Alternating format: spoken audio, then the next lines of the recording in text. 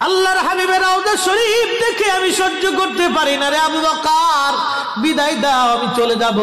চলে গেলেন নবীর পাগল। সিরিয়া দামেস্কে যাওয়ার পরে কিছুদিন পরে নবীজি স্বপ্ন দেখায়, কিরে বেলাল, এটা কেমন জুলুম, কতদিন হলো তোমার কণ্ঠের আজান শুনি না। বেলাল রে, তোর কি মন চায় না আমি নবীর জিয়ারতে আসতে? বেলাল আয়, আমি নবীর জিয়ারতে আয় রে বেলাল আয়, কতদিন হলো তোমার কণ্ঠের আজান শুনি না। স্বপ্ন যখন নবীজি দেখাইছে, এ মুসলমান, হযরতে বেলাল সুদূর সিরিয়ার দামেস্ক থেকে পাগলের মতো দৌড়াইলেন, পাগলের মতো ছুটে আসলেন। যখন মদিনাতে আসলেন তখন তাহাজ্জুদের সময় চলতেছিল। তাহাজ্জুদের সময় চলার সময় হযরত বেলাল রাদিয়াল্লাহু আনহু কাঠের জালি দিয়ে তখন রওজা শরীফ ঘিরে রাখা ছিল। ওই জালির পাশে বসে বসে জালির সঙ্গে মাথা ঠেকাইয়া নবীর পাগল বসে বসে গুনগুন গুনগুন করে কাঁদে আর বলে,